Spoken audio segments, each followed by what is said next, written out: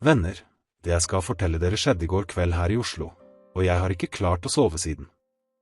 Mitt navn Christian, jeg 29 år gammel, og I hele 5 år løy jeg for kvinnen jeg elsker mest I verden om hvem jeg egentlig Og I går, på en kafé I Grünerløkka, kollapset alt på en måte jeg aldri kunne forestille meg var mulig. Dere må forstå at jeg ikke en dårlig person. Har aldri vært det. Men noen ganger setter livet oss I situasjoner hvor en liten løgn blir til en gigantisk snøball som ødelegger alt I sin vei. Og det var nettopp det som skjedde med meg og Mari, kjæresten min I 5 år som nå ikke engang vil se på meg. Jeg løy for kjæresten min I 5 år, nå vet hun alt. Alt begynte høsten 2019, under en sankthansfest I en hytte I Lillehammer. Jeg hadde nettopp uteksaminert meg som ingeniør fra NTNU I Trondheim og hadde vært arbeidsledig I 3 måneder. Foreldrene mine, som alltid hadde hatt høye forventninger til meg, presset meg konstant til å få jobb I et stort norsk selskap som IKN eller Telenor. Presset var så stort at jeg hadde panikkanfall nesten hver dag. Det var på denne festen jeg møtte Mari. Hun var vakker den kvelden, kledd I en rød tradisjonell norsk genser som fremhevet hennes lyseblå øyne. Hun jobbet som sykepleier på Rikshospitalet og hadde nettopp kommet tilbake fra en tur til Lofoten. Da vi begynte å snakke, nevnte hun hvor mye hun beundret folk som jobbet innen teknologi og bærekraftig energi. Og da gjorde jeg den første feilen I mitt liv. Da hun spurte hva jeg jobbet med, I stedet for å si sannheten om å være arbeidsledig, sa jeg at jeg jobbet som prosjektingeniør I IKN. Løgnen kom så naturlig ut av munnen min at jeg til og med trodde på den I noen sekunder. Jeg så øynene hennes skinne av interesse og beundring, og I det øyeblikket visste jeg at jeg ikke kunne snu. I de første ukene av forholdet snakket Mari med så stor stolthet om kjæresten som jobbet I IKN. Hun fortalte det til venninnene, til foreldrene, til alle som ville høre. Jeg så hvor glad det gjorde henne, hvordan hun følte seg trygg med en kjæreste som hadde en stabil jobb I et av Norges største selskaper. Og jeg klarte rett og slett ikke å ødelegge den lykken ved å fortelle sannheten. For å opprettholde løgnen begynte jeg å studere obsessivt om IKN. Jeg leste alle årsrapportene, memorerte navn på direktører, pugget informasjon om olje- og gassprosjekter I Nordsjøen. Når Mari stilte spørsmål om jobben min, hadde jeg alltid overbevisende svar. Jeg laget til og med historier om fiktive kolleger og møter som aldri hadde funnet sted. Problemet var at jeg virkelig trengte penger.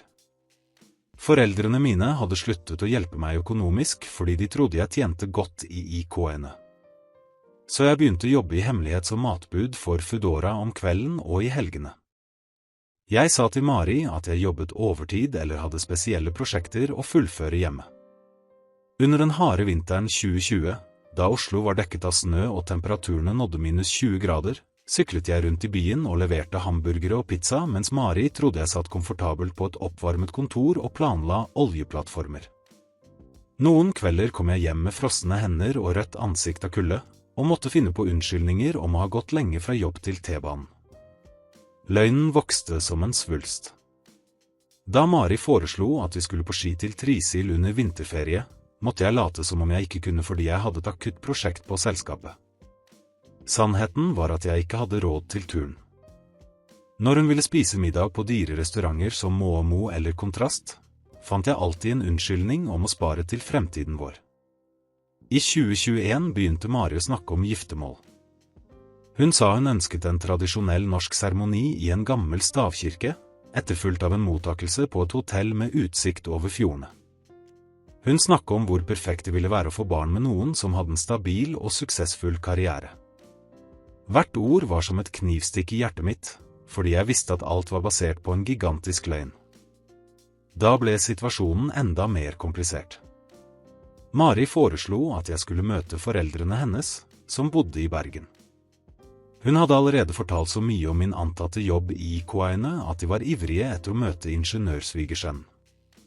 Turen var planlagt for en helg I juni, under midnattssolsesongen.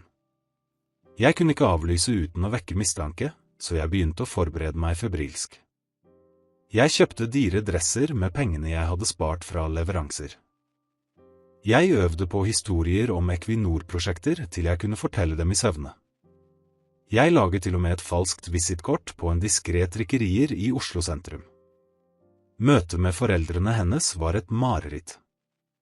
Maris far, som het Olav og jobbet som skipskaptein, stilte tusenvis av tekniske spørsmål om den norske oljeindustrien.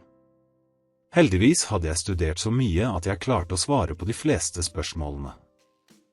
Moren hennes, Astrid, var imponert over min antatte karriere og sa at Mari hadde funnet et utmerket parti. Under middagen i et hus med utsikt over Bergens fjorder, mens vi spiste grillet laks og drakk akvavit, følte jeg meg som det verste mennesket i verden. De behandlet meg som et familiemedlem, delte personlige historier, laget planer for fremtiden vår. Og der satt jeg ved bordet deres og levde en fullstendig løgn. I årene som fulgte økte presset bare. Mari ble forfremmet på sykehuset og begynte å tjene mer penger. Hun tilbød alltid å betale for dyre ting, og sa at siden jeg tjente godt i IK-ene, var det rettferdig at vi delte utgiftene. Jeg aksepterte hjelpen hennes og følte meg forferdelig, men hadde ikke noe valg. Jobben min som bud dekket knapt mine grunnleggende utgifter. I 2022 bestemte Mari at hun ville kjøpe en leilighet med meg.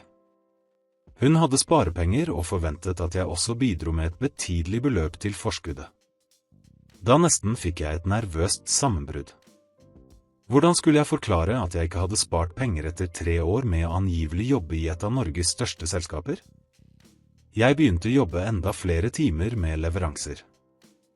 Jeg sto opp 5:00 om morgenen for å levere frokost, jobbet i lunsjtiden med å levere mat til Oslos kontorer, og jobbet til sent på kvelden med å levere middag til familier i bydeler som Frogner og Majorstuen. Sykken min ble min beste venn og min største fiende samtidig. Mari begynte å legge merke til at jeg alltid var sliten og stresset. Hun bekymret seg for helsen min og foreslo at jeg skulle snakke med sjefen min i IK-ene om å redusere arbeidsmengden. Hun var så omsorgsfull og hjelpsom at jeg hatet meg selv enda mer for å lyve for henne. Noen ganger våknet jeg midt på natten i kald svette og lurte på hva som ville skje hvis hun oppdaget sannheten. Vinteren 2023 ble jeg nesten oppdaget.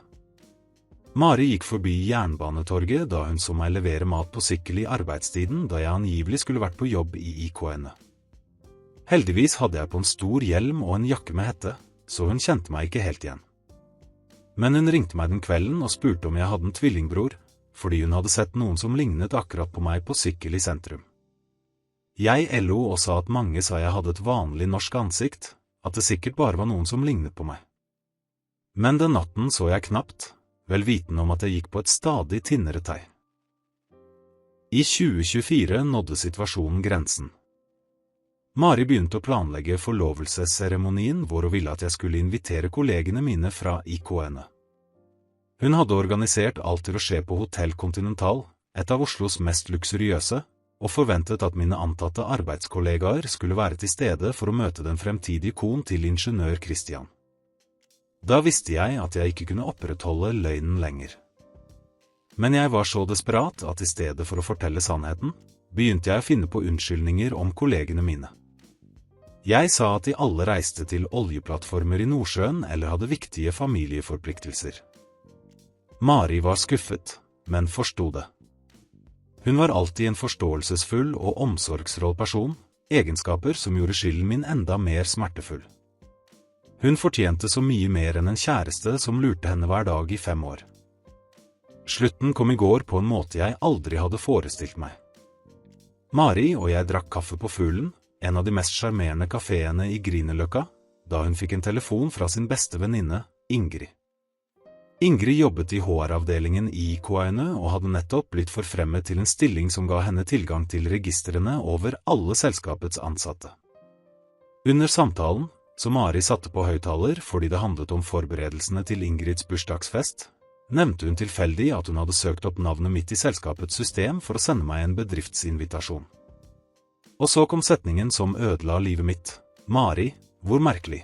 Det finnes ingen Christian Andersen som jobber i IK-ene. Er du sikker på at det er det fullstendige navnet hans?